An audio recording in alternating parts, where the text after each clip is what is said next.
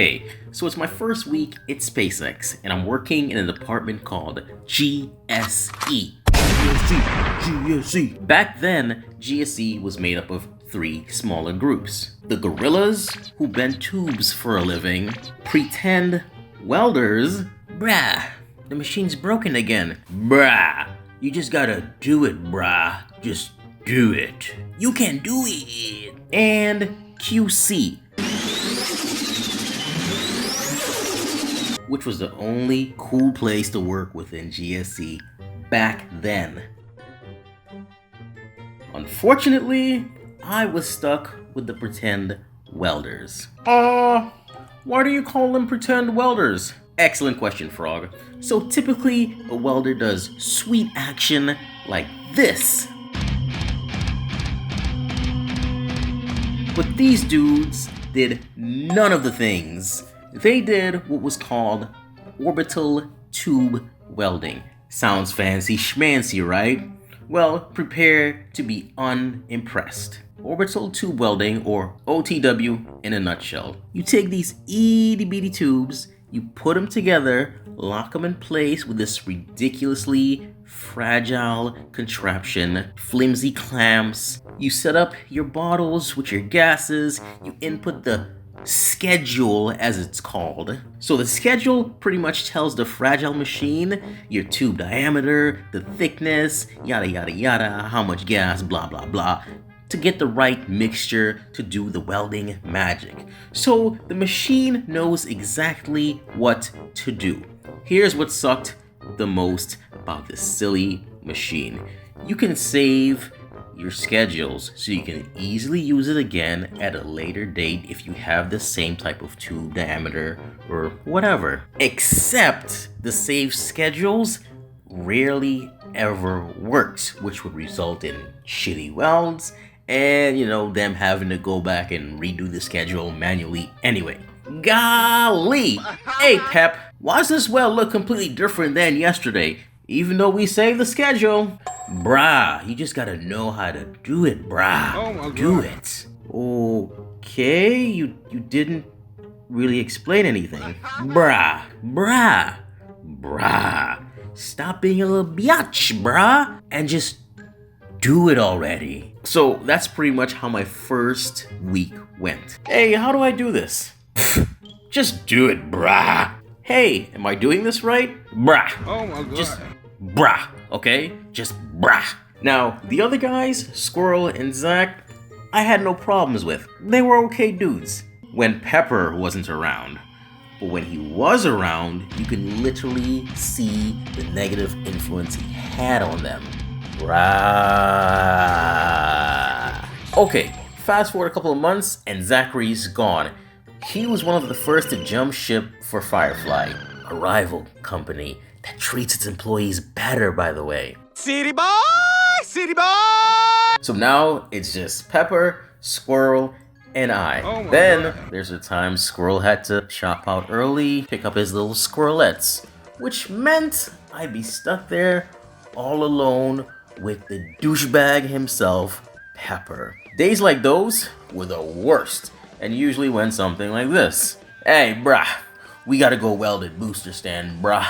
Load up the truck, will ya? Oh my God. So there I'd be, loading up the taco truck, solo dolo, because douchebag Pepper was apparently too good for manual labor. The tools, the bottle, the ridiculously fragile, finicky welding machine, and all its accoutrement, everything, just me. I don't think you applying yourself, Smokey. Most of the times, as I'm struggling with all of this junk solo, one of the many random GSE gorillas would lend me a hand, which was pretty nice. But a few more weeks of this crap, and I'm pretty much in F it mode. You've all been in fuck it mode at work. When you've pretty much given up on trying because no matter how hard you try, ain't shit gonna change.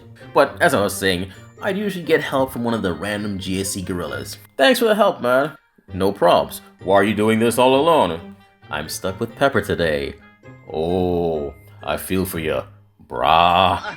Okay, fast forward 20 minutes later, we're at booster stand. Welded what needed welding and headed back to the shop. No problems. Now I gotta download everything off the taco truck by myself again. I'm gonna have to fuck you up, Smokey. Now, working solo honestly ain't that bad, especially because it meant it gave me a break from being around him.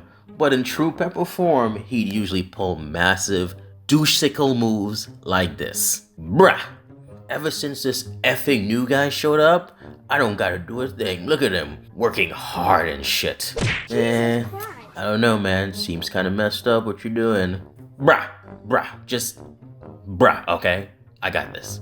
Not only would this massive douche-sickle literally watch me download the entire taco by myself, but he'd be talking that shit and hit me with the dirtiest side eye as I walk by with all that junk. Don't trust them new niggas over there. This is what's known as a toxic work environment. And me being able to identify that immediately began another job hunt in my off time. So there I was, less than a few months at this new job that everyone assumes is a sweet gig, and I'm already looking for an exit strategy. Fast forward a couple more months, it's a couple of days before Christmas. Work was slow, and about 75% GSE is gone. Vacation, whatever. Gorillas are missing. The clean room where the QA guys would be, ghost town, it was pretty quiet. I remember this day clearly. I'm stuck in the GSE shop. Squirrels gone. So I'm alone with Pepper. Bruh, I'm pretty much the greatest welder on this entire site. Scratch that.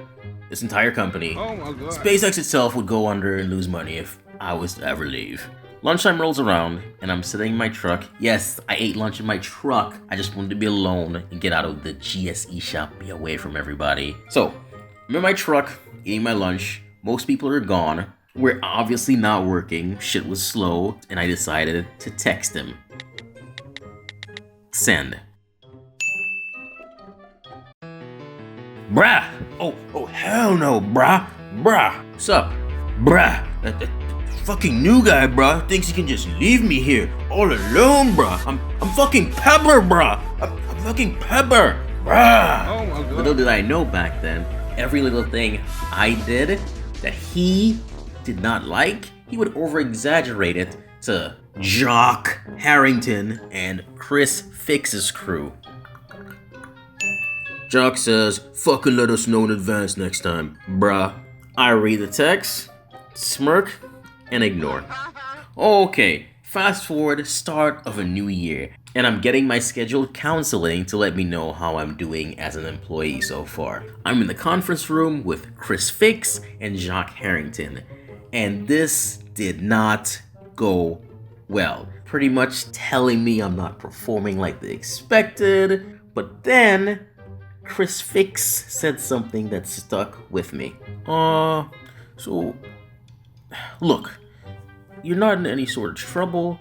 What I've personally noticed myself is that you're not the same excited, motivated guy we interviewed. Now, the reason that stuck with me was because he was right. I had lost all my motivation. I lost the excitement to work there. 6 months with Pepper will do that to you. Plus, my daily grind went from this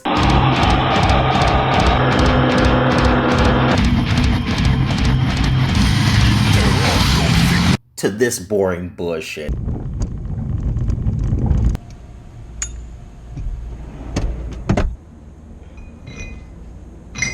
Side note, if you have been in the military and you've worked on like cool ass military vehicles and then you're stuck doing some boring GSE tube related bullshit, you will be bored out of your motherfucking mind. Moving on. So, as he says this to me and it stuck with me, I'm thinking to myself, I'm so fired, bruh. They are definitely about to fire me. Then Jacques hits me with the MOAC, the mother of all questions. Do you even want to be here? To be continued. Hey, I hope you enjoyed the story. If you work at a shitty job that you really hated, let me know. Tell me your story, comment below. Maybe you too have toxic work environment stories you can share. Maybe you're in a toxic work environment right now. Peace and chicken grease.